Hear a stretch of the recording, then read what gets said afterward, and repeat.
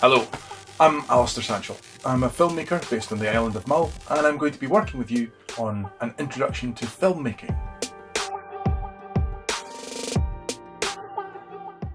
To get us into filmmaking, I think we should go back to the very, very dawn of cinema.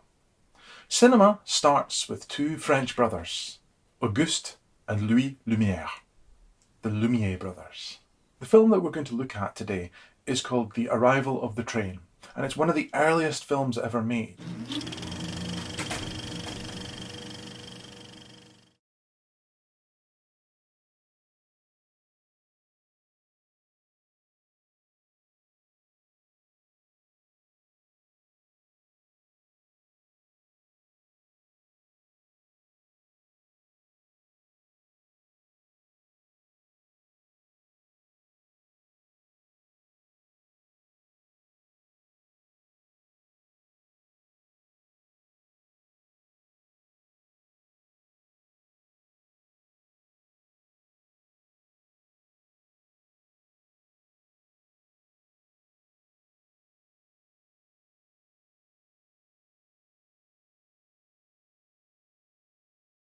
Let's take it apart. What do you notice about this film? Take a couple of seconds to think about it. What have you noticed about this film? One of the first things to notice is that the camera doesn't move. The camera is locked off in a static position. Now, in those days, cameras were hand-cranked, strange box things, like you're seeing here in this picture. And they only had 1 minute of footage in them. They only had enough film for 1 minute. So they had to choose really carefully where they placed the camera and how they shot it. The camera, if you moved it around, the image would be gone. So they were locked off and steady. Let's think about the angle at which this is filmed. So, is it flat onto something? Like the camera at the moment is very flat onto me, like there's a bookcase here flat behind me. Or was it slightly at an angle to something? I would argue that if you're filming something, it's always more interesting to put it at an angle, unlike me for this shot here, because there's more life in it, there's more potential in it. It's in this way, you can almost look at it like a graph. So if you imagine that the y-axis comes down, the x-axis goes along, and the z-axis comes across in a diagonal like that. You can look at the film, what is filmed, through the principles of a graph. And if you look at this, the motion of the train comes in on the z-axis, which is quite dynamic. The films I want you to make, I hope they are dynamic. I don't want dull films of people's shoes or, static shoes or a bowl of cereal just sitting on its own. I'm looking for something kind of dynamic and interesting. We'll talk more about that in a second.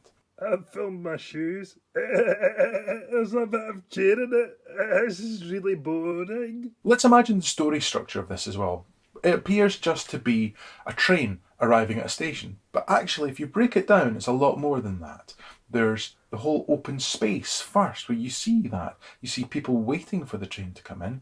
The train starts to come in, and then the train stops. People come off and people get on. So there's loads of different, well, let's call them horizons of action. There's loads of different units and horizons of action in this setup of the train coming in.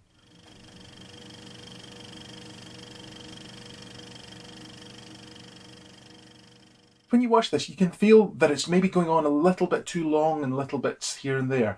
And this is a really strong impulse. This is the editor's impulse that's native inside you. You've watched thousands of films. You've watched hours and hours of TV. You're native in the digital image. You're native in the moving image. So you know when things should cut. You can feel it. So that's something to pay attention to when you're making your own films, is know when you know there's something, that something needs to change there, something needs to change there. Be conscious of this right from the start.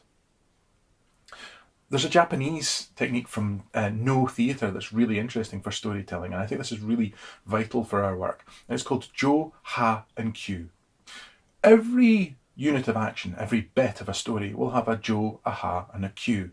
It's a beginning, a continuation and a conclusion.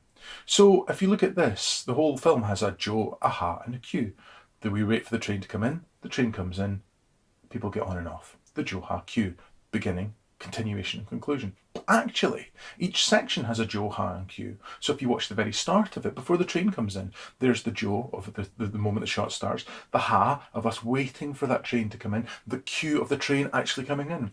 So each beat of a story or each beat of a film has a Joe, Ha and cue about it, which is really interesting and really useful to think of.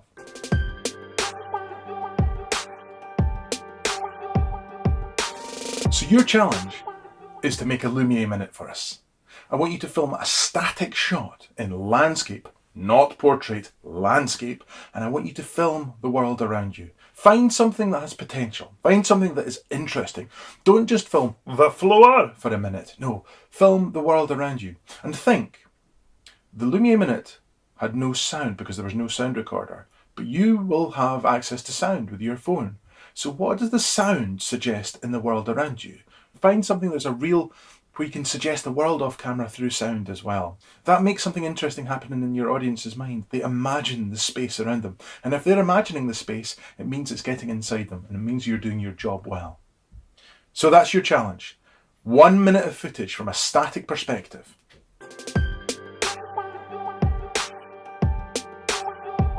And it's vital you find things that are interesting, not dull. I want you to find something that has a lot of life about it and has a lot of potential for something to happen. Maybe somewhere where you know there's going to be cars going past, or there'll be humans going past, or a dog might do something, or a cat might do something. Find something where there's potential. But also, think about how close your camera is to the action. We'll talk more about this in the next session.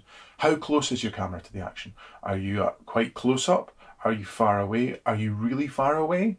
Are you looking up at it? Are you looking down at it? Are you on the same level as it? Like in this shot here? You've got so many choices to make. So with how close you are, how far away you are, what angle you shoot at as well. And we'll put some more names and terms on those next session. So that's your challenge. Make me 1 minute of footage and send it up to us and we'll watch it and we'll get back to you. And if you're really up for it, you can do several of these shots because they can teach you so much. But there's one thing you can do to make it even more interesting. After you've done several of them, you're allowed, on maybe your 5th or 6th Lumiere minute, you're allowed the camera to make one move only. So say that you've got something, you're hearing something interesting in the world outside. What happens if you twist the camera at 20 seconds in? Who knows? So that's your variation for the 5th or 6th Lumiere minute if you choose to accept it to do that. Right. Thank you so much for your time, and I hope you're well. And I'm sorry not to be there with you in person. It's a strange time, as you know. But yeah, I look forward to hopefully seeing you in the Google Hangout. All the best. Take care. Bye-bye.